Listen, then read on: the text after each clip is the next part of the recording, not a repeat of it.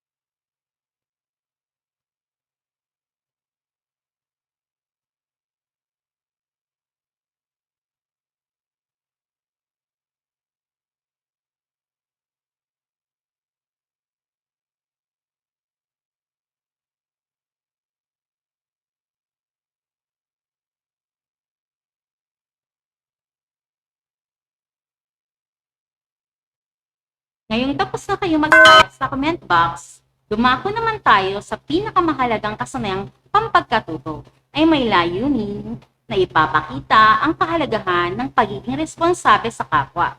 4.2, pagpapanatili ng mabuting pakikipagkaibigan. At may paksang aralin na, kaibigan ko, pahahalagahan ko. Para sa ating panimulang gawain, ayusin ang mga jumbled letters upang mabuo ang mga salita na naglalarawan sa isang mabuting kaibigan. Bibigyan ko lamang kayo ng 10 segundo sa bawat bilang.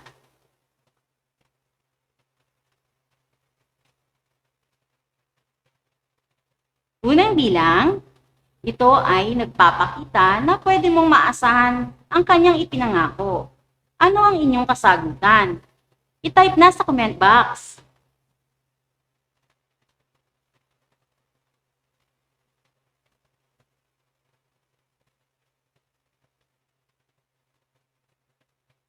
Kung ang inyong sagot ay matapat, tama ang inyong sagot. Magaling! Para sa ikalawang bilang, ito ay agarang pagtugon sa isang nangangailangan ng tulong.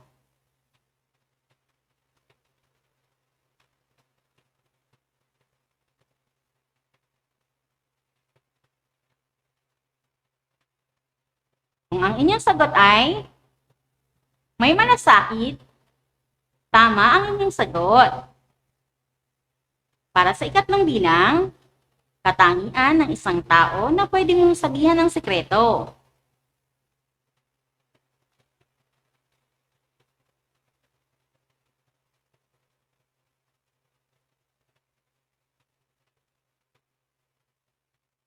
Tamang sagot ay mapagkakatiwalaan, mahusay.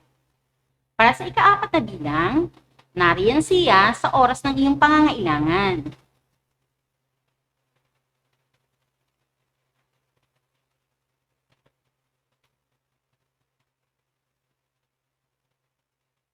Kung ang iyong sagot ay maaasahan, tumpak ang inyong kasagutan.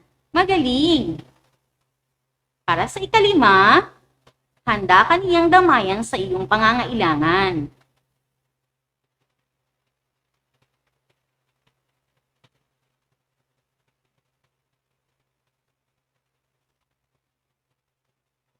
Ang sagot niya ba ay matulungin?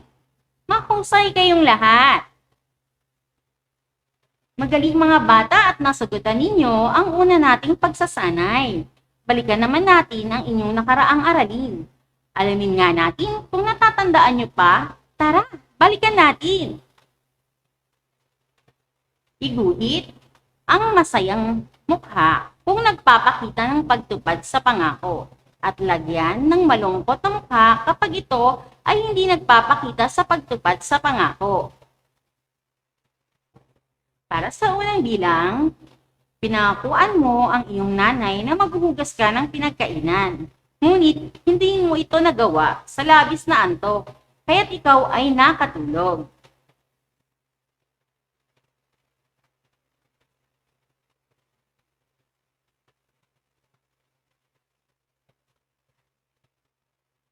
Kung ang sagot mo ay malungkot na mukha, tama ang iyong sagot. Para sa ikalawang bilang, maaga ka gumising upang mag-ehersisyo dahil pinangako mo sa iyong nanay na aalagaan mo ang iyong kalusugan.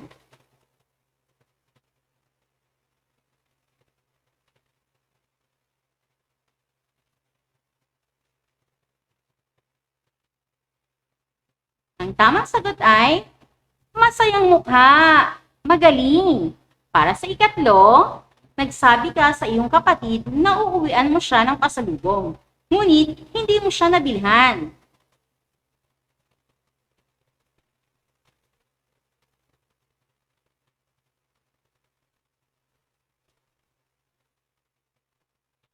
Kung ang iyong kasagutan ay malungkot na mukha, tumpak ang iyong sagot. Magaling. Para sa ikaapat, nangako ka sa iyong tatay na pagbubutihin mo ang iyong pag-aaral, kaya't ginalingan mo ang iyong pagsusulit, kaya't nakakuha ka ng mataas na marka.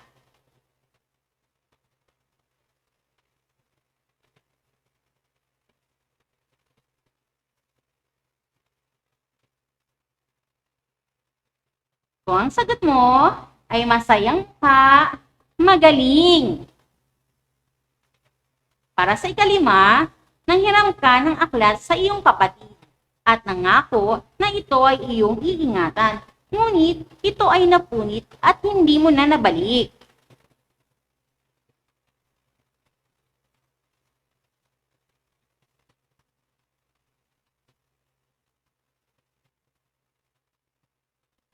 Malungkot na mukha ba ang iyong sagot? Tama kayong lahat. Mahusay mga bata, sadyang kayo ay magagaling at nakikinig sa mga aralin. Dumako naman tayo sa susunod. Ngunit bago iyan, may mga katanungan lamang ako na nais ko na inyong sagutin. Mga bata, sino sa inyo ang mahilig magbasa ng kwento o mga maikling kwento? I-comment nga ang thumbs up sa comment box kung mahilig kayong bumasa. Magaling! Sino naman ang paborito ang pagbabasa?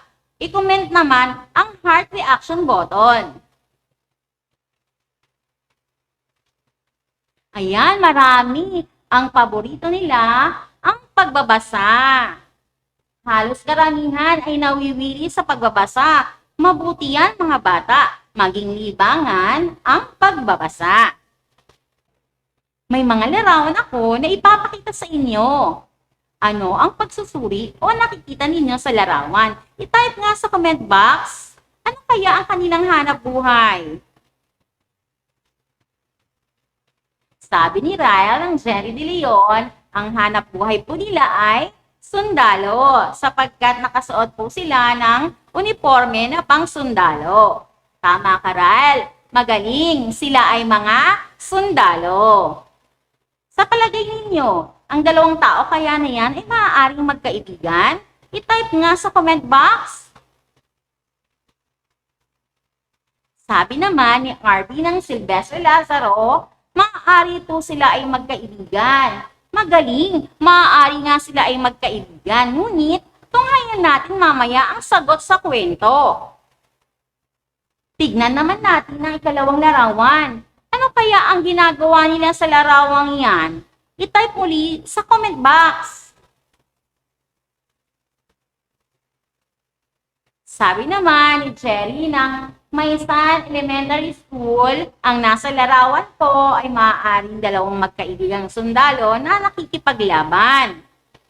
Tunghayan nga natin kung tama ang inyong mga kasagutan sa pamamagitan ng isang maikling kwento na aking babasahin. Makinig kayo ng mabuti.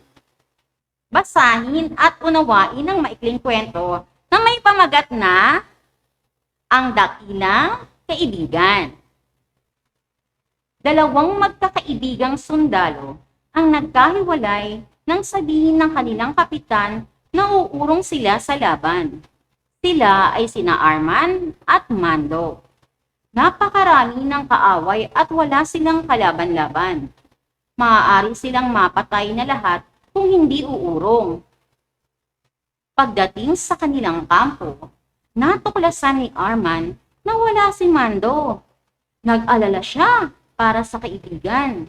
May usapan pa naman sila na walang iwanan. Lumapit siya sa kanilang kapitan para magpaalam. Babalikan ko po si Mando, kapitan. Baka nasa puok pa siya ng labanan. Hindi maaari, sabi ng kapitan. Ayokong ipagsapalaran ang buhay mo sa isang taong maaaring patay na. Alam ni Arman na mapanganib ang magbalik sa lugar ng labanan, kaya ayaw siyang payagan. Nang gumabi ay tumakas siya sa kanilang kampo. Gusto niyang balikan ang kanyang kaibigan. Hindi siya matatahin hanggat hindi niya ito nakikita. Kung namatay ito sa labanan, makita man lang niya ang bangkay at mapanatag na siya. Nang magbalik si Arman sa kabilang kampo, ay sugatan siya. Marami siyang sinuong na panganib. Galit na sinalubong siya ng kapitan.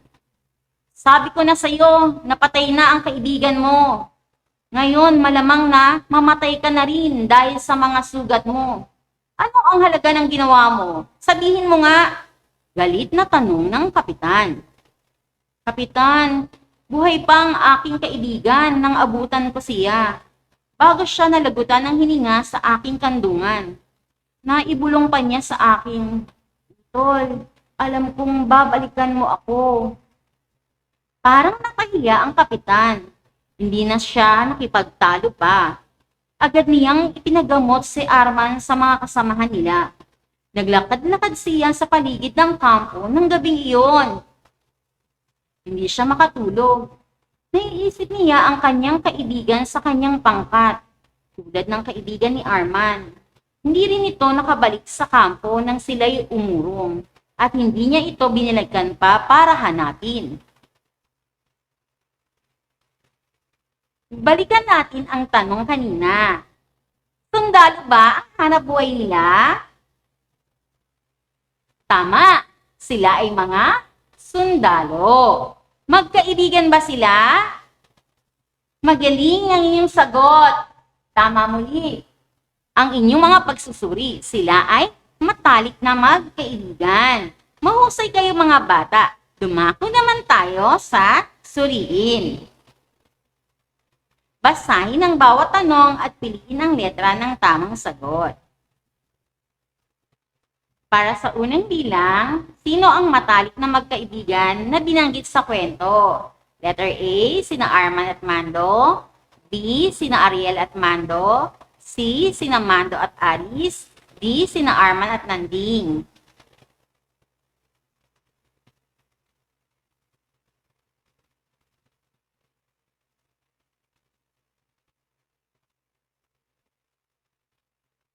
Kung ang inyong sagot ay letter A, sina Arman at Mando, tama ang inyong sagot. Para sa ikalawang bilang, ano ang kanilang propesyon? A, sundalo. B, abogado. C, karpentero. D, guro.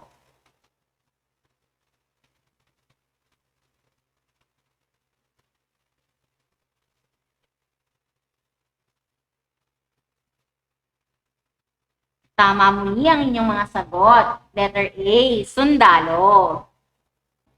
Para sa ikatlong bilang, paano ipinakita ni Arman ang kanyang pagpapahalaga kay Mando? A, pinabayaan na lamang niya ito. B, binalikan niya ito sa kabila ng panganib. C, iniwan at hindi na kinilala pa. D, wala sa pagpipilian ng sagot.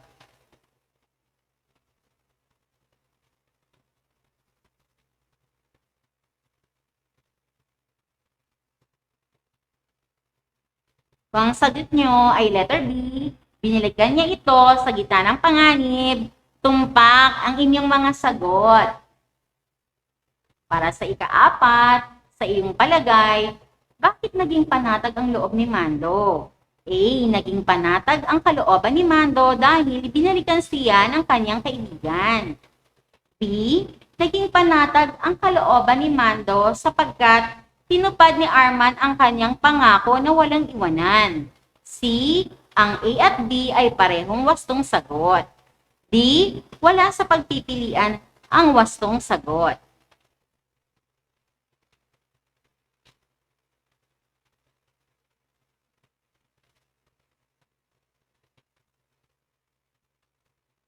Ang tamang kasagutan ay letter B. Naging panatag ang kalooban ni Mando sapagkat tinupad ni Arman ang kanyang pangako na walang iwanan. Mahusay!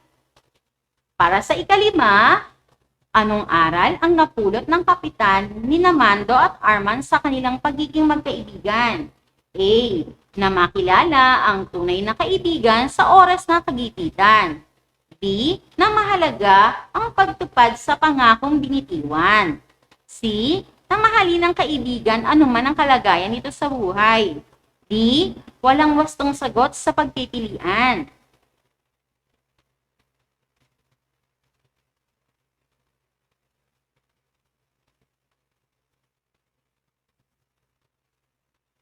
Ang tamang kasagutan ay letter B, na mahalaga ang pagtupad sa pangakong binitiwan. Magaling kayo mga bata. Mahusay. Nasagutin niyo ang aking mga katanungan. Natitiyak kong handa na kayo sa mga susunod na pagsasanay.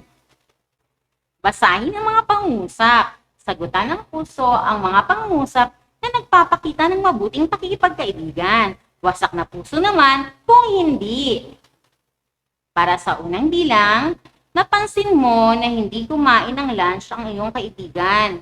Naisipan mong pakiusapan ng iyong ina na dagdagan niya ang baon mo upang maibahagi mo ito sa iyong kaibigan.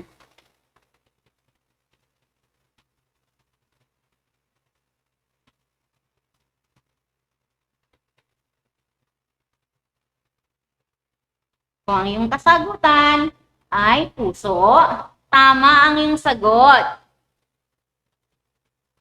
Sa ikalawang bilang, nalaman mo sa iyong ina, ang isa mong kaklase ay ampon lamang ng kanyang kinikilalang magulang. Kaya agad mo itong ipinamalita sa iyong paaralan.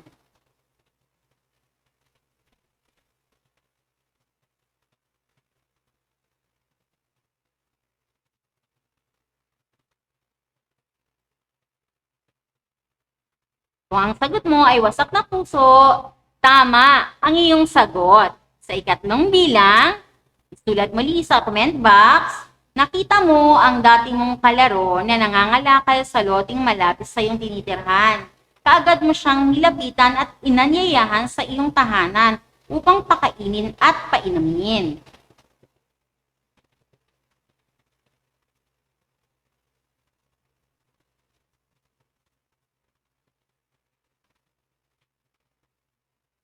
Kung ang iyong sagot ay buong na puso, tama ang inyong mga kasagutan.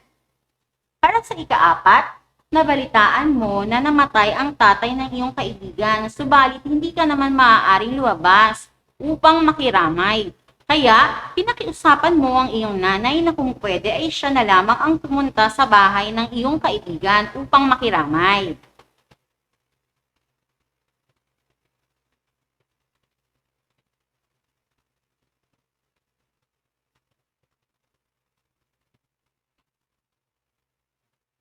Kung ang iyong kasagutan ay buo na puso, mahusay kayong lahat. At para sa huling bilang, ngayon ay kaarawan ng iyong kaibigan, subalit naisip mo na hindi kanya niregaluhan noong nakaraan mong kaarawan. Kaya hindi mo na lang siya babatiin at kunwari ay hindi mo ito naalala.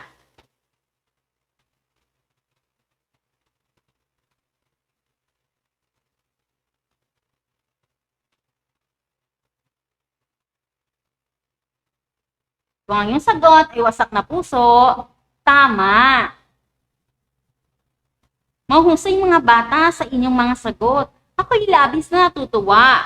At ating isa-isip, kaibigan ko, pahalagahan ko. Ang tunay na kaibigan ay hindi nangiiwan. Matutong sumunod sa nakakatanda o nakakataas sa iyo upang maiwasang mapahamak. Upang lalo pang mahasa ang inyong kaalaman sa araw nito, halina't gawin natin ang mga pagsasanay sa isagawa. Piliin sa loob ng kahon ang magandang katangian ng isang mabuting kaibigan. Mapagkakatiwalaan, pikon, namimintas ng kapwa, maaasahan, masayahin, matapat, maunawain. Comment na ang inyong mga kasagutan.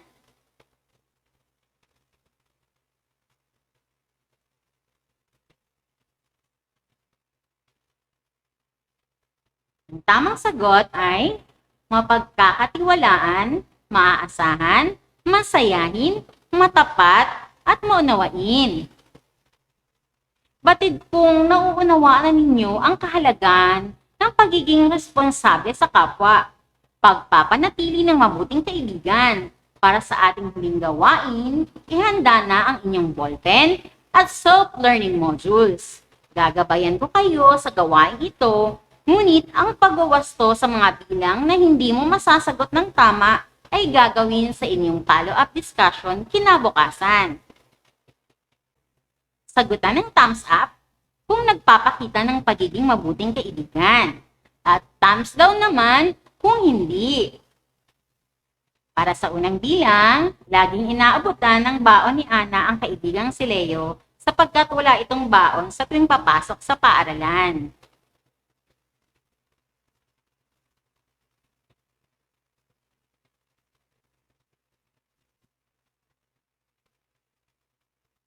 Ang tamang sagot ay thumbs up! Magaling! Para sa ikalawang bilang, madalas mapagalitan si Jade ng kanyang guro dahil palaging isinusumbong ni Ariel ang lahat ng maling kilos nito.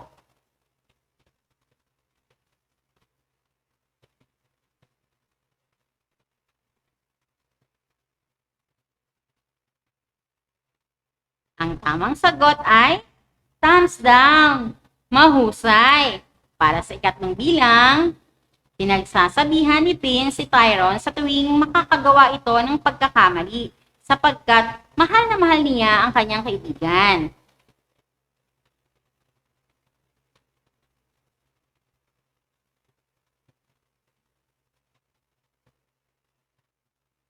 Ang tamang sagot ay thumbs up!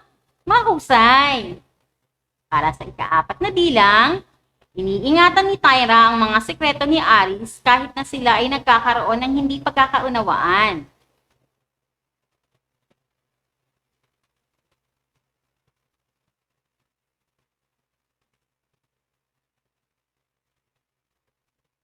Ang tamang sagot ay thumbs up! Para sa ikalimang bilang, sinisikap ni Jan na damayan ang kaibigan sa lahat ng pagkakataon, maging ito man ay kalungkutan o kasiyahan.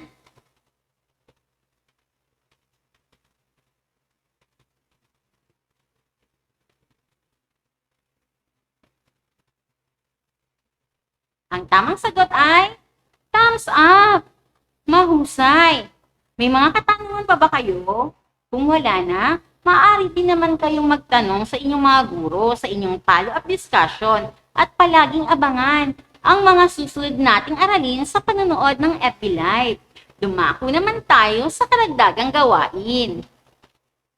Isulat sa isang buong papel ang pangalan ng matalik mong kaibigan at isulat ang mga katangiang nais mo sa kanya at ilahad ang inyong hindi malilimutan na pangyayaring naganap sa inyong pagkakaibigan. Sa pagtatapos ng ating aralin, nais kong iwan sa inyo ang isang pahayag na ang tunay na pagkakaibigan ay hindi kailanman nasusukat sa kahit anong halaga ng salapi, sapagkat ang katapatan sa isa't isa ay siyang tunay na kayamanan. Muli, ako si Teacher Joanne, ang inyong FB Live streaming teacher. Sa araw na ito, magkita-kita tayong muli sa susunod na aralin. Paalam mga bata!